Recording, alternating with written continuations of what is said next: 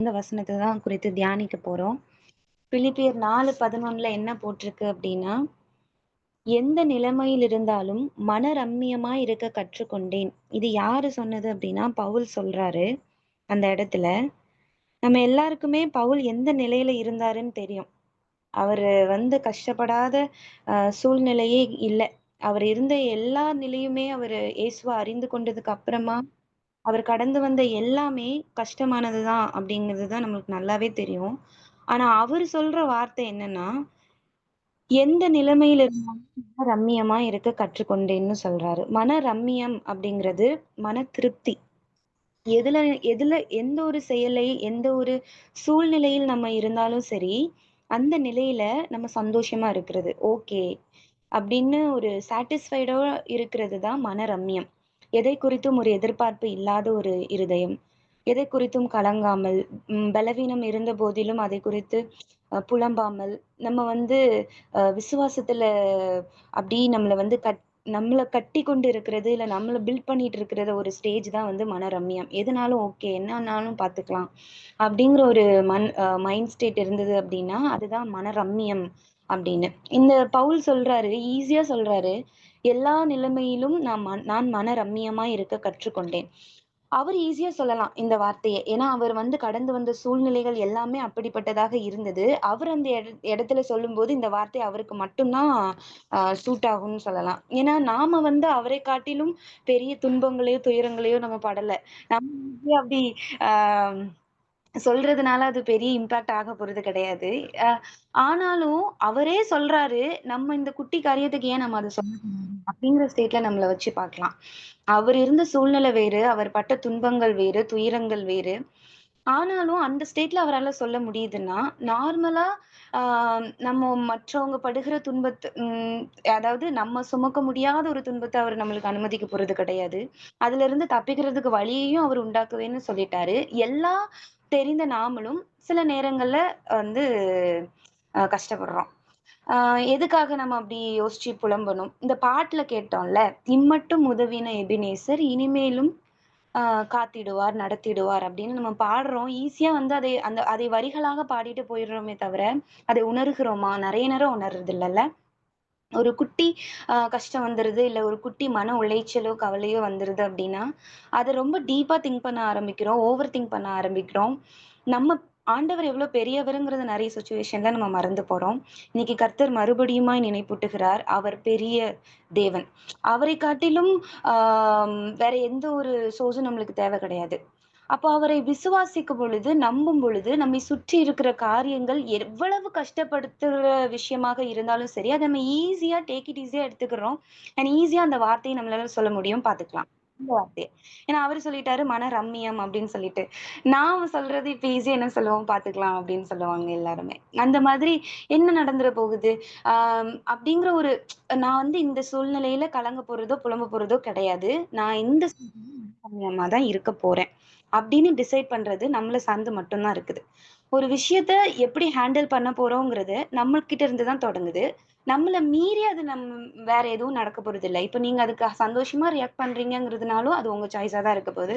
இல்ல நான் இதுக்கு அழுதுட்டு, கண்ணீர் வடிச்சுட்டு முடிக்க போறேன் அப்படிங்கிறதும் நம்ம கையில தான் இருக்குது. 2க்கும் எப்படி ரியாக்ட் பண்ண போறோம்? அதாவது இந்த 2 விஷயத்துல எத நம்ம சூஸ் பண்ண போறோம் அப்படின்னா, நம்ம சூஸ் பண்ண வேண்டிய ஒரே விஷயம் அந்த மனரம்மியம் தான். ஏன்னா அவர் பார்த்துப்பாருல்ல. விசுவாசம் நம்மளுக்கு குறைஞ்சதுன்னா, நம்பிக்கை நம்மளுக்கு குறைஞ்சதுன்னா தான் நம்ம என்ன சொல்லுவோம்? அத குறித்து புலம்ப ஆரம்பிப்போம். ஆனால் நம்ம விசுவாசத்தையும், நம்பிக்கையையும் அவரை சார்ந்து இருக்கும் பொழுது, அதை மிகைப்படுத்தி நம்ம வச்சிட்டு இருக்கும் பொழுது, ஈஸியா நம்ம பவுல போல சொல்ல முடியும். நம்மளுடைய சூழ்நிலையிலும், "நான் மனரம்மியமாக இருப்பேன்" அப்படின்னு சொல்லிட்டு. இதே காரியத்த 2 கொரிந்தியர் 12 10ல நம்ம ரீட் பண்ணலாம். அதுல அவர் தெளிவா போட்டிருப்பாரு. என்னன்னா, "அந்தப்படி நான் பலவீனமாய் இருக்கும்போதே பலமுள்ளவனாய் இருக்கிறேன். ஆகையால் கிறிஸ்துவின் நிமித்தம் எனக்கு வரும் பலவீனங்களும், நிந்தைகளிலும், நெருக்கங்களிலும், துன்பங்களிலும், இடுக்கண்களிலும் நான் பிரியப்படுகிறேன்." யாராச்சும் துன்பங்கள்ல பிரியப்படுவாங்களா? இடுக்கண்கள்ல பிரியப்படுவாங்களா? ஆனா அவரு சொல்றாரு, "கிறிஸ்துவின் நிமித்தம் அது நேரிடுகிறதா இருந்தால், நான் அதில் பிரியப்படுகிறவனா இருக்கிறேன்னு" சொல்றாரு. நார்மலா நம்மளுடைய அ அனாவசியமா நமக்கு நாமளே உருவாக்கிடுற கஷ்டங்கள், துயரங்கள்னால தான் நம்ம அழுதுகிட்டு இருக்கிறோம். நம்ம கிறிஸ்துவின் நிமித்தம் எப்பயாச்சும் துன்பப்படுறோமா?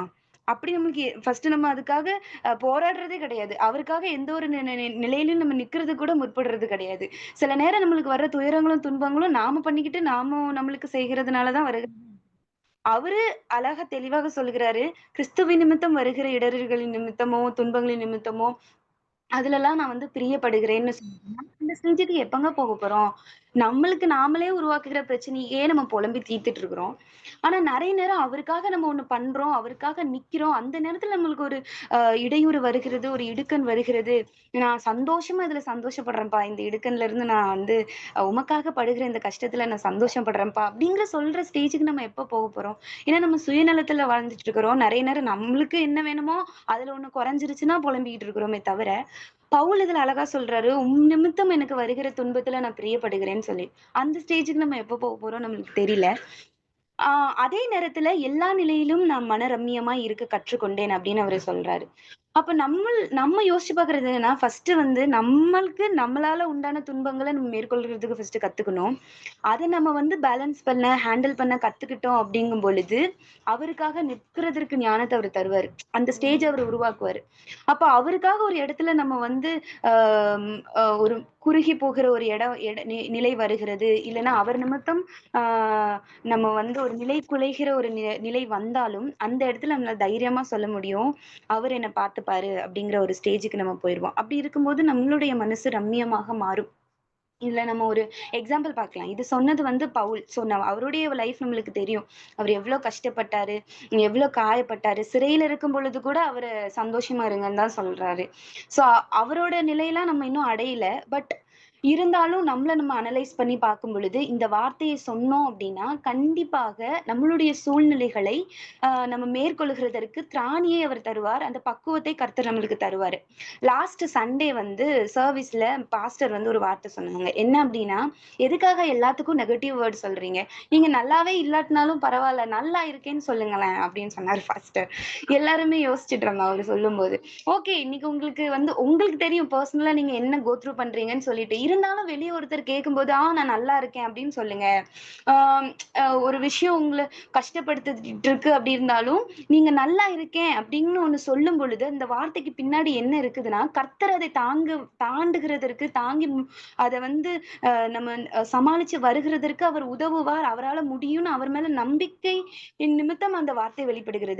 நான் நல்லா இருக்கேன் அப்படின்னு சொல்லிட்டு. இந்த வார்த்தைய சொல்லும்பொழுது, வேதாகமத்துல ஒரு ஸ்திரீ ஞாபகத்துக்கு வருவாங்க. யாரு அப்டின்னா, சுனேமியாள். சுனேமியால குறித்து நம்ம ரீட் பண்ணும்போது, அவங்களுக்கு ஃபர்ஸ்ட்டு குழந்தை இருக்காது. அப்ப எலிசா சொல்லுவாரு, இது எந்த சாப்டர்ல இருக்குன்னா, 2 ராஜாக்கள் 4வது அதிகாரத்திலருந்து 4வது அதிகாரம் 8வது வசனத்திலருந்து நீங்க ரீட் பண்ணி பாருங்க. அதுலருந்து தான் அந்த ஸ்டோரி வரும். ஆ நீங்க சுனேமியாள் ஸ்டோரி அதுல ரீட் பண்ணி பாருங்க. ரொம்ப பியூட்டிஃபுல்லான ஒரு ஸ்டோரி.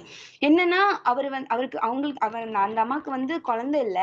ஆனாலும் எலிசா அவங்க வீட்டுக்கு போகும்போது அவ்வளவு அழகா அவர வந்து உபசரிக்கிறாங்க. அவருக்குன்னு ஒரு இடத்த வந்து முன்கூட்டியே ஆயத்தப்படுத்தி வைக்கிறாங்க. அவங்க வரும்பொழுது ரொம்ப அழகா உபசரிச்சு அவர வழி அனுப்பி வைக்கிறாங்க. அப்படி இருக்கும்போது அவரு அவரு அவரு ஒரு கட்டத்துல சொல்றாரு, "ஒரு உற்பத்தி கால திட்டத்தில் ஒரு குழந்தை இருக்கும்" அப்படின்னு சொல்லிட்டு. அவங்களால அத நம்ப முடியல. "நீங்க சொல்றது நிஜம்தானா?" அப்படின்னு சொல்லிட்டு அவர்ட்ட திருப்பி கேட்கிறாங்க அந்த அம்மா. அவரு வந்துட்டு சொல்றாரு, கர்த்தருடைய வார்த்தைய அந்த அம்மாவுக்கு சொல்லிட்டு அதே போல சுனேமியாளுக்கு ஒரு குழந்தை பிறக்குது. என்ன ஆகுது அப்டின்னா, அந்த குழந்தை ஒரு கட்டத்துல இறந்துருது. ஒரு ஸ்டேஜ்ல. அப்போ இவங்களுக்கு மனசுல அவ்ளோ வேதனை இருக்கும்ல. இவங்க எக்ஸ்பெக்ட்டே பண்ணல. ஓகேன்னு ஒரு ஸ்டேஜ்ல இருக்கும்போது, இவரா சொல்றாரு, உங்களுக்கு ஒரு குழந்தை பொறக்கும்ன்னு சொல்லிட்டு. அவங்க வந்து அத அக்செப்ட் பண்ண முடியல. இருந்தாலும் கேட்குறாங்க, "ஆமாவா?" அப்படின்னு சொல்லிட்டு. அதே போல பொறக்குது. ஆனா அந்த குழந்தை என்ன ஆகுதுன்னா, ஒரு ஸ்டேஜ்ல இறந்து போகுது. யாராச்சும் இத தாங்க முடியுமா? ஒரு விஷயத்த நீங்க வந்து எக்ஸ்பெக்ட் பண்ணலங்க. வேண்டாம். இது எனக்கு வேண்டாம். நான் இதுலயே ஓகேவா இருக்கேன் அப்படின்னு இருக்கும்போது, உங்களுக்கு அது கிடைக்குது. ரொம்ப சந்தோஷப்படுறீங்க. ஒரு கட்டத்துல அது உங்கள விட்டு மறுபடி போயிருது. அப்போ எப்படி இருக்கும் நமக்கு? வேண்டான்னு இருந்தேன். எனக்கு மறுபடி கிடைச்சுச்சு. ஆனா திருப்பி அது போயிருச்சு அப்படின்னு அந்த அந்த சிச்சுவேஷன் நம்மளால ஹேண்டில் பண்ண முடியாது. சுனேமியால் அந்த இடத்துல எப்படி தெரியுமா ரியாக்ட் பண்றாங்க? கேயாசி கிட்ட எலிசா, "அங்க சுனேமியாள் வந்துட்டு இருக்கிறா. நீ வழியில போய் கேளு. விசாரி அவள. உன்னுடைய கணவர் நலமா? நீ நலமா? உன் குழந்தை நலமா இருக்கான்னு கேளு." அப்படின்னு எலிசா சொல்றாரு. கேயாசி போய் கேட்கும்போது அந்த ஸ்திரீ என்ன வார்த்தை சொல்றாங்க தெரியுமா? "சுகந்தான்" அப்படின்னு சொல்றாங்க. அவரு சுகமா சுகமான்னு கேட்கும்போது சுகந்தான்னு ஒரே வார்த்தையில சொல்றாங்க. ஆனா அவங்க மனசு ஃபுல்லா அவ்ளோ துக்கங்க. இழந்த குழந்தைய நினைச்சுட்டு அவ்ளோ துக்கத்துல இருக்கிறாங்க. அந்த கேஎஸ்சி கேட்ட உடனே இந்த அம்மா சொல்றாங்க சுகந்தான் அப்படின்ட்டு. சொல்லிட்டு மறுநேரம் அந்த எலிசாவுடைய பாதத்துல வந்து விழுந்து அப்படி கசந்து அழுகுறாங்க. அப்ப கேஆர்சி போய் அந்த அம்மாவ தூக்க போறாரு. அப்ப எலிசா சொல்றாரு, நீ அவரை தொடாத, அவ வந்து அவ்வளவு துக்கத்துல இருக்கிறா அப்படின்னு சொல்லிட்டு அவரு சொல்றாரு எலிசா. ஆனா அந்த துக்கத்துல கூட அந்த அம்மா சொன்ன ஒரு வார்த்தை சுகந்தான். முதல்ல அவங்க சொன்ன வார்த்தை சுகந்தான். அந்த சுகந்தான்ங்கிற வார்த்தைக்கு பின்னாடி என்ன இருக்கு தெரியுமா? கர்த்தர் பார்த்துக் கொள்வார். அவர் வந்து அந்த விசுவாசம் இருக்குது. அந்த வார்த்தைக்கு பின்னாடி ஒரு அவ்வளோ பெரிய விசுவாசம் அடங்கி இருக்குது. அவ்வளோ பெரிய நம்பிக்கை அடங்கி இருக்குது. அப்போ நம்ம எப்படிங்க இருக்கோம்? ஒரு நம்மளுக்கு ஒரு இது குறைஞ்சிருச்சு அப்படின்னா மத்தவங்கள துன்பப்படுத்துறதுக்கு ரெடியா இருக்கும். நம்ம சுற்றி இருக்கிறவங்கள ஈஸியா திட்டுறதுக்கு ரெடியா இருக்கிறோம். என் சுச்சுவேஷனை புரிஞ்சுக்காம நடந்துக்கிறீங்க அப்படின்னு சொல்லிட்டு அவங்க கிட்ட எல்லாத்தையும் கொட்டுறதுக்கு நம்ம ஆயத்தமாக இருக்கிறோமே தவிர, நம்மளுடைய துன்பத்தையும் கஷ்டத்தையும் மறைச்சிட்டு என்னைக்காச்சும் ஒரு ஸ்மைல் பண்ணிட்டு மத்தவங்களுக்காக நிக்கிற ஸ்டேஜ்ல நம்ம என்னைக்காவது இருந்திருக்கிறோமா? ஒரு குட்டி காரியம் குறைஞ்சிருச்சுன்னா போதும், எப்பா எனக்கே எதுவும் நிறையல, நான் எப்படி சந்தோஷமா இருக்க முடியும், உங்களுக்கு எப்படி ஆறுதலா இருக்க முடியும் அப்படின்னு சொல்லிட்டு சுத்தி இருக்கிறவங்கள கூட நம்ம அந்த நான் தான் அழுகுறேன், நீங்களும் என் கூட சேர்ந்து அழுங்கங்கிற மாதிரிதான் நம்ம நிறைய நேரம் நடந்துக்கிறோம். நானே அழுகுறேன், நானே கஷ்டத்துல இருக்கிறேன், உங்களுக்கு நான் என்னத்த சொல்றது, என்னத்த பண்றது, இந்த மாதிரி நிறைய பேரு நம்ம பேசிட்டு இருக்கிறோம் லைஃப்ல. ஒரு நிமிஷம் நம்ம யோசிச்சு பார்த்தோம் அப்படின்னா, நம்மளுடைய வார்த்தைகள்ல அவ்வளோ பெரிய அற்புதமும் அதிசயமும் அடங்கி இருக்குதுங்க. நீங்க பேசுகிற வார்த்தைகளை நிதானித்து பேசணும். நம்ம எந்த சூழ்நிலைகள்ல இருந்தாலும் சரி பாசிட்டிவா பேசி பழகலாம் நம்ம இனிமே. இல்லைங்க ஓகே, நல்லா இருக்கேன், எஸ் நல்லா இருக்குது, எல்லாம் நல்லா போகுது, ஆமா ஆமா அப்படின்னு சொல்லிட்டு அந்த இதை நம்ம பாசிட்டிவ் மைண்டோட அதை ஹேண்டில் பண்ணும் பொழுது அதை கர்த்தர் பார்த்துட்டே இருப்பாரு. அப்பதான் நம்மளுடைய நம்பிக்கையும் விசுவாசமும் வெளிப்படும். ஏன்னா அவர் எப்பொழுதும் சந்தோஷமா இருங்க, நீங்க கர்த்தருக்குள்ள சந்தோஷமா இருக்கிறது தான் உங்க பலமாகவே இருக்குது. அப்ப நீங்க பலவீனத்திலயும் பலமா இருக்கணும் அப்படின்னா நம்ம கர்த்தருக்குள்ள சந்தோஷமாக இருக்கணும். அதை நம்ம புரிஞ்சுக்கிட்டோம், இந்த ஃபார்முலாவை மட்டும் நம்ம தெரிஞ்சுக்கிட்டோம் அப்படின்னா போதுங்க. நம்ம வந்து அழமாட்டோம், புலம்ப மாட்டோம், ஈஸியா சிரிச்சுட்டே சொல்லுவோம், இதை நான் கடந்து வந்துருவேன் அப்படின்னு சொல்லிட்டு. ஒரு விவசாயி இருந்தாராம். அந்த விவசாயி என்ன பண்ணாரு, அவருக்கு வந்து பண்ணை, நல்ல பெரிய பண்ணை இருக்குது, நல்ல ஆடு மாடுகள் வச்சிருக்கிறாரு, நல்ல ஒரு புல்வெளி நிறைந்த ஒரு இடம், அந்த இடத்துல நல்ல ஒரு வீடு இருக்குது அவருக்கு. ரொம்ப ரம்மியமான ஒரு இடம்னு வச்சுக்கோங்களேன், பாக்குறதுக்கே ரொம்ப நல்ல செழிப்பான ஒரு இடம். ஆனா அந்த இடமே அந்த விவசாயிக்கு போர் அடிச்சிருது. அவர் வந்து இப்ப யோசிக்கிறாரு, நம்ம இன்னும் இதோட நல்ல இடமா வாங்கணும் அப்படின்னு சொல்லிட்டு. அப்படி யோசிச்சுட்டு இருக்கும்போது தரகரை கூப்பிட்டு விளம்பரம் கொடுத்தாராம். நான் இந்த மாதிரி என் இடத்தெல்லாம் விற்க போறேன், நீங்க என்ன பண்ணுங்க, நல்ல ஒரு பேசி நல்ல ஒரு விலைக்கு வந்தது அப்படின்னா சொல்லுங்க அப்படின்னு சொல்லிட்டு அந்த செய்தித்தாள்ல விளம்பரம் கொடுக்குறாரு. விளம்பரம் கொடுக்கும்போது அந்த தரகர் அந்த இடத்த குறித்தெல்லாம் விவரிச்சு எழுதியிருக்கிறாரு. அதை வந்து இந்த விவசாயி கிட்ட ரீட் பண்ணி காமிச்சாராம். நல்லா எந்த நேரமும் தண்ணி கொட்டுற கிணறு இருக்குது, நல்ல ஒரு செழிப்பான மண் இருக்குது, பயங்கரமான நவீன கருவிகள்லாம் வச்சிருக்கிறாங்க, ஆடு மாடு பண்ணை எல்லாம் இருக்கு, செழிப்பான ஏக்கர் நிலங்கள் இருக்குது, விளைச்சல் பயங்கரமா இருக்கும், நல்ல ஒரு களஞ்சியத்துல நல்ல சேர்த்து வச்சிருக்கிறாங்க எல்லா பயிர்களையும் அப்படிங்கிற மாதிரி அந்த விளம்பரத்துல அவ்வளவு தெளிவா அந்த தரகர் வந்து போட்டிருக்கிறாரு. அதை வந்து இந்த விவசாயிக்கு ரீட் பண்ணி காமிச்சாராம். அவரு ரீட் பண்ண இவரோட முகத்தோட ரியாக்ஷனே மாறுது. என்னடா இது, இதெல்லாம் நம்ம இடமா அப்படின்னு சொல்லிட்டு. அதுக்கப்புறம் யோசிச்சுட்டு தரக்கு கிட்ட சொன்னாராம், நிறுத்துங்க நிறுத்துங்க, நான் இத வந்து விற்கிற நிலையில இருந்து நான் மாறிட்டேன், மனம் மாறிட்டேன், இந்த மாதிரி இடத்த நான் தேடிட்டே இருந்தேன், என்கிட்ட இருக்கிறதையே நான் மறந்துட்டு தேடிட்டு இருந்திருக்கேன் அப்படிங்கிற மாதிரி. நிறைய நேரம் நம்ம என்ன சொன்னோம் அப்படின்னு நம்ம என்ன நினைக்கிறோம் அப்படின்னா, நம்ம கிட்ட இருக்கிற நிறைய விஷயத்த மறந்துட்டு இல்லாத சில விஷயங்களுக்காக ஏங்கிட்டு இருக்கும் பொழுதுதான் மனம் ரம்மியம் நம்ம கிட்ட இருந்து போயிருது. என்ன இருக்குதோ அதுல திருப்திப்படுகிறதற்கு நம்மளுக்கு தெரியல. நெறைய விஷயங்கள் ஒளிஞ்சிட்டு இருக்கிற விஷயங்கள் நம்ம கிட்ட ஆல்ரெடி காட் குடுத்திருக்கிற விஷயங்கள் எல்லாம் மறந்துட்டு, நம்மள மீறி சில விஷயங்களை யோசிக்கும் பொழுது, அதற்காக ஏங்கும் பொழுதுதான் நம்ம வந்து கலங்குகிறோம். நம்மளிடத்துல இருக்கிற அந்த மன ரம்மியம் மறையப்படுகிறது. சோ நம்ம என்ன யோசிக்கணும் அப்படின்னா, நமக்காக இன்னைக்கு காட் கையில குடுத்திருக்கிறது என்ன? நம்மள சுத்தி என்ன இருக்குது? இதெல்லாம் வச்சு அவர் நம்மகிட்ட எக்ஸ்பெக்ட் பண்றது என்ன? இதெல்லாம் குறித்து யோசிச்சு, ஓகே, இத வச்சு அவர் ஒண்ணு என்கிட்ட எதிர்பார்க்கிறாரு. சோ அத நான் ஃபர்ஸ்ட் அத முடிச்சாதான் நெக்ஸ்ட் காரியம் எனக்கானது கிடைக்கும். நான் அதையே முடிக்காம என்கிட்ட இருக்கிறத வச்சே நான் திருப்தி படாம, அத நான் வந்து வேஸ்ட் ஆக்கிட்டேன் அப்படின்னா, என்ன நம்பி அவரால இன்னொரு காரியத்த ஒப்படைக்க முடியாதுல்ல? நீதிமொழிகள்ல தெளிவாக ஒரு அதிகாரத்துல போடப்பட்டிருக்கும். என்ன அப்படின்னா, நல்ல செழிப்பான திராட்சை தோட்டம் என்கிட்ட ஆல்ரெடி இருக்குது. ஆனா, ஆம் அந்த திராட்சை தோட்டம் எப்படி நம்மளுடைய சோம்பேறித்தனத்தினாலும் நிர்விசாரத்தினாலும் இந்த திராட்சை தோட்டம் எப்படி மாறுதுன்னா முள்காடாய் மாறிடுச்சு அப்படின்ட்டு ஆல்ரெடி நம்ம கிட்ட ஒரு அழகான திராட்சை தோட்டத்தை கர்த்தர் கொடுத்திருக்கிறாரு.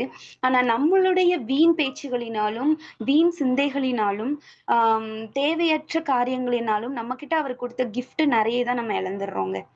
நமக்கான நபர்களை நம்ம இழந்துடுறோம், நமக்கான காரியங்களை நம்ம இழந்துடுறோம், ஆசீர்வாதங்களையே இழந்துடுறோம். சோ அந்த மன ரம்மியமாக இருக்க கற்றுக்கொண்டோம் அப்படின்னா நம்மளுடைய மைண்ட் எப்பவுமே நிதானமான ஒரு ஸ்டேட்ல இருக்க ஆரம்பிச்சிரும். புலம்புற ஸ்டேட்டை விட்டு நம்ம எப்போ பின்னாடி வர்றோம் அப்படின்னா வந்துட்டோம் அப்படின்னா நம்ம சுத்தி இருக்கிற காரியங்களை நிதானமா ஹேண்டில் பண்ண ஆரம்பிச்சிருவோம். எல்லா சூழ்நிலைகளிலும் கலக்கம் இல்லாமல் பதட்டம் இல்லாமல் அந்த காரியத்தை நிதானமாக நம்ம செய்ய ஆரம்பிக்கும் பொழுது அந்த மன ரம்மியம் நம்ம கிட்ட இருக்கும். நான் சந்தோஷமாக இருக்கும். இன்னொரு காரியம் என்ன அப்படின்னா சொற்களின் மிகுதியில் பாவம் இல்லாமல் போகாது. வேதம் அழகா சொல்லியிருக்கு இந்த வார்த்தை. அதுல நம்ம கத்துக்கிறது என்னன்னா எந்த நேரத்திலயாவது நீங்க வந்து இந்த இடத்துல நான் பேசாம போயிட்டேனே அப்படின்னு நம்ம நிறைய இடத்துல வந்து வருத்தப்பட்டிருக்க மாட்டோம். எந்த இடத்துல நிறைய நேரம் வருத்தப்பட்டிருப்போம் அப்படின்னா நிறைய பேசிட்டோமோ அப்படிங்கிற வார்த்தை, அந்த வார்த்தையை சொல்லி வேணா நம்ம வருத்தப்பட்டிருப்போம். ஏன்னா பேசாமல் இருந்தால் மூடனும் ஞானி என்று எண்ணப்படுவான் அப்படின்னு வேதம் சொல்லுது. ஒரு விஷயத்துல வார்த்தையில கூட நம்ம ஜாக்கிரதையாக இருக்கணும்னு வேதம் சொல்லுது. ஆனா நம்ம நிறைய நேரம் சில செயல்கள்லயே நிதானம் இல்லாமல் செயல்படுகிறோம். அப்ப அது எவ்வளவு பெரிய இம்பாக்ட நம்மளுக்கு கொடுக்கும்ல. இப்படிலாம் நம்ம நிதானம் இல்லாம செய்யும் பொழுது எப்படிங்க ஒரு சூழ்நிலையை நம்ம மன ரம்மியமாக கையாள முடியும்? முடியாதுல்ல. அதனால குட்டி குட்டி காரியத்தையும் அவர் சொல்லுகிற விஷயத்துல நம்ம நிதானமா ஹேண்டில் பண்ணும் பொழுது கண்டிப்பாக பவுலை போல நம்மளால சொல்ல முடியும். சுனேமியாலை போல சுகந்தான்னு சொல்ல முடியும். இன்னொருத்தர் இருக்காரு பெரிய ஒரு கேரக்டர்ல பைபிள்ல யோபு. அவரு வந்து அவ்வளவு பெரிய ஆஸ்திகாரனாக இருக்கிறாரு. அவருக்கு எல்லாமே இருக்குது. எல்லாம் போனதுக்கு அப்புறமா அவர் ஈஸியா சொல்றாரு கர்த்தர் கொடுத்தார், கர்த்தர் எடுத்தார், கர்த்தருடைய நாமத்திற்கு ஸ்தோத்திரம் அப்படின்னு சொல்லிட்டு. எந்த இடத்துல நாம இந்த பொருள் நமக்கானதுன்னு நினைக்கிறோமோ அந்த இடத்துல தோத்துடுறோங்க. நம்மள்கிட்ட இருக்கிற எந்த பொருளும் நமக்கானது இல்ல. அது கர்த்தர் நமக்கு கொடுத்தது. அது எந்த சூழ்நிலையில உங்களை விட்டு போகிற நிலை வந்தாலும் அந்த இடத்துல நீங்க மனரம்மியமாக இருக்க கற்றுக்கொள்ளுங்க. அது ஒரு நபராக இருக்கலாம், அல்லது ஒரு பொருளாக இருக்கலாம், அல்லது ஏதோ ஒரு காரியமாக அது ஜாபா கூட இருக்கலாம்னு வச்சுக்கோங்க. ஏதோ ஒண்ணு உங்களை விட்டு ஒரு சூழ்நிலைகளை பிரியுது இல்ல போகுது அப்படின்னா அது உங்களால இல்ல, நீங்க செய்த ஒரு செயலால இல்ல அப்படின்னு நீங்க உணரும் போது தயவு செஞ்சு அதை போக விட்டுருங்க. இல்லைன்னா அதுக்காக புலம்புகிறது அப்படி நம்ம இருந்தோம் அப்படின்னா யோபுவை போல நம்மளால சொல்ல முடியும். எல்லா விஷயமுமே இந்த உலகத்துல இருக்கிற எல்லா விஷயமும் நம்மை சார்ந்திருக்கிற எல்லாமுமே நமக்கானது கிடையாது. நாம் சார்ந்திருக்கிற நமக்கானது கிடையாது. எல்லாமே டெம்பரவரி தான். அப்படிங்கும்போது யோபுவை போல நம்மளால சொல்ல முடியும். அவர் தானே கொடுத்தாரு, அவர் எடுத்துட்டாரு அப்படின்னு சொல்லிட்டு நம்மளால சொல்ல முடியுமா? நம்ம நேசிக்கிற ஒரு நபர் இல்ல நம்ம நேசிக்கிற ஒரு விஷயம் நம்ம அதிகமாக மதிப்பு செலுத்துகிற இல்ல அதன் மேல ஒரு ஒரு ஒரு பெரிய ஒரு அது என்னது நம்ம லைஃப்லயே ஒரு பெரிய ஒரு இடத்தை கொடுத்து வைத்திருக்கிற ஒரு பொருளாக இருக்கலாம், இல்ல ஒரு நபராக இருக்கலாம், ஏதோ ஒரு விஷயமாக இருக்கலாம். அது நம்மை விட்டு பிரியும் பொழுது நம்மளால அந்த வார்த்தையை சொல்ல முடியுமா? யோபுவை போல சொல்ல முடியுமா? ஆனா அவரு அந்த நிலையில கூட நிதானமாக பேசியிருக்கிறாரு. கர்த்தரை குறித்து நிதானமாக இருக்கிறாரு. மன ரம்மியமாக இருக்கிறாரு. அவரு சாட்டிஸ்ஃபைடா சொல்றாரு. அவரு தானே குடுத்தாரு, அவரு எடுத்துக்கிட்டாரு. இதுல நான் புலம்புகிறதற்கு ஒண்ணுமே இல்லையே, எனக்கானது என்னங்க இருக்கு, நான் உரிமை பாராட்டுறதுக்கு ஒண்ணுமே இல்லையே அப்படின்னு அவரு சொல்றாரு. அந்த மைண்ட் ஸ்டேட் நம்மளுக்கு எப்பங்க வரப்போகுது?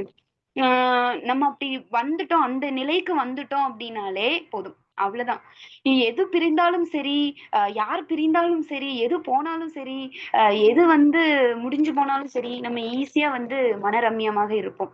பாத்துக்கலாம்ப்பா, நீங்க நீங்க இருக்கீங்கல்லப்பா அப்படின்னு சொல்லிட்டு சங்கீதம்ல ரீட் பண்ணுவோம்ல, கர்த்தர் என் மேய்ப்பராய் இருக்கிறார், நான் தாழ்ச்சி அடையேன். 23ஆம் சங்கீதத்தை ரீட் பண்ணும்போது ஈஸியா ரீட் பண்ணுவோம். எல்லாருக்குமே தெரியும். மனப்பாடமா அதை சின்ன வயசுல இருந்தே படிச்சு சொல்லிருவோம். ஆனா நம்ம வளரும் பொழுது சின்ன பிள்ளையில ஈஸியா சந்தோஷமா ரீட் பண்ண அந்த அதிகாரத்தை வளரும்போது அப்ளை பண்ணுங்க அப்படின்னா நம்மளால ஏன் அதை அப்ளை பண்ண முடியலன்னு நம்மளுக்கு தெரியாது நிறைய நேரம். தாழ்ச்சி அடையேன். அப்ப எதுவுமே எனக்கு வேண்டாம், அவரு பார்த்துப்பாரு அப்படிங்கும்போது எனக்கு எந்த எதிர்பார்ப்பும் இருக்காது. அவர் என்ன வந்து எதுலயும் குறைவா வச்சிட மாட்டாருன்னு எனக்கு தெரியும். அப்படி இருக்கும்போது நான் ஏன் புலம்பணும் அப்படின்னு அந்த வசனம் தெளிவாக சொல்லுது. ஆனா நம்ம அதை ஈஸியா வாசிக்கிறோமே தவிர இன்னும் ஏங்க எதையோ குறித்து ஏங்கிட்டு இருக்கீங்க? ஏங்க வேண்டாம். எதுக்காக ஏங்கணும்? எதுக்காக வந்து எக்ஸ்பெக்டேஷன்ஸோட இருக்கணும்? எதுவுமே இல்லாம உங்களுடைய நிலை இன்னைக்கு எந்த இடத்துல இருந்தாலும் சரி, அந்த இடத்துல நீங்க தைரியமாக சொல்லுங்க. இந்த சூழ்நிலைய ஹேண்டில் பண்றதுக்கு அவர் போதுமானவர் அப்படின்னு சொல்லிட்டு. அவர் போதும் அப்படிங்கிற வார்த்தைய சொல்லும் பொழுது, சுற்றி இருக்கிற எந்த ஒரு விஷயமும் நம்மளுக்கு குறைவாக தெரியாது. ஏன்னா, அவர் வந்து சம்பூரணராக இருக்கிறார். பூரணராக இருக்கிறார். அப்படி அவர் இருக்கும் பொழுது, அவரை நம்ம சார்ந்திருக்கும் பொழுது, அவரை மாத்திரம் சார்ந்திருக்கும் பொழுது, நம்ம ஈஸியா பவுலை போல சொல்லலாம். எல்லா சூழ்நிலையிலும் நான் மனரம்மியமாக இருக்க கற்றுக்கொண்டேன் அப்படின்னு சொல்லிட்டு. ஈஸியாக அந்த ஸ்டேட்ல நம்மளால இருக்க முடியும். சோ ஒரே ஒரு விஷயத்த நம்ம மைண்ட்ல நம்ம ஃபிக்ஸ் பண்ணிக்க வேண்டிய ஒரு விஷயம் என்ன அப்படின்னா, இன்னைக்கு நீங்க எந்த ஸ்டேஜ்ல இருந்தாலும் பரவால்ல. எந்த விஷயம் உங்கள நெருக்கி போட்டுக் கொண்டு இருந்தாலும் பரவால்ல. இத கடந்து வருகிறதற்கு அவர் எனக்கு அந்த பக்குவத்தையும், அந்த அ திராணியையும் அவர் எனக்கு கொடுப்பார் அப்படின்னு ஒரு விசுவாச அறிக்கை நம்ம பண்ணும் பொழுது, அவர் செயல்பட ஆரம்பிப்பாரு. ஈஸியா பாசிட்டிவ் வேர்ட்ஸ சொல்லி பாருங்க. நம்ம சொல்லலாம். ஆ ஓகே. இது பாத்துக்கலாம். இது பண்ணிடலாம். ஓகே. இது வந்து ஒரு பெரிய மேட்டர் இல்ல. பெரிய விஷயம் இல்ல. நம்ம ஹேண்டில் பண்ணிடலாம். அப்படின்னு நம்ம ஈஸியாக சொல்லும்போது, கஷ்டமே இருந்தாலும் சரி, துன்பமே இருந்தாலும் சரி, எல்லாம் ஓகேவா இருந்து விசுவாசம் இருக்குது அப்படின்னா, அந்த விசுவாசத்துக்கு வேல்யூவே கிடையாது. ஏதாவது ஒரு குறை இருக்கும் பொழுது ஒரு விசுவாசம் ஏற்படுகிறதுல்ல நம்ம இருதயத்துல. அதுக்கு மட்டும் தான் அதை தான் நம்ம விசுவாசம் அப்படின்னு சொல்ல முடியும். எல்லாமே நிறைவாக இருக்கும் பொழுது நம்மளால அறிக்கை பண்ண முடியாது. நம்மளுடைய எந்த ஒரு விஷயத்தையும். நம்ம அறிக்கை பண்ணுகிறவர்களாக எப்ப இருக்கணும் அப்படின்னா, நம்மகிட்ட குறைகள் இருக்கும் பொழுதும், அந்த பாசிட்டிவ் வேர்ட்ஸ அறிக்கை பண்ணும் பொழுது தான் அதுக்கு ஒரு வேல்யூ கிடைக்குது. அதுக்கு ஒரு மதிப்பு இருக்குது. சோ இன்னைக்கு நீங்க ஒரு விஷயத்துல குறைவாக இருக்கிறீங்க அப்படின்னு நினைச்சிட்டு இருக்கிறீங்க அப்படின்னா, நீங்க தைரியமாக சொல்லுங்க. இதுதான் உங்களுக்கு ஏற்ற காலம். இதுதான் கரெக்ட்டான நேரம். நீங்க இந்த வார்த்தையை சொல்லுகிறதற்கு. இந்த வார்த்தையை சொல்லுகிறதற்கு அவர் இடம் கொடுத்திருக்கிறார். சோ இந்த சூழ்நிலையில நீங்க தைரியமாக சொல்லுங்க.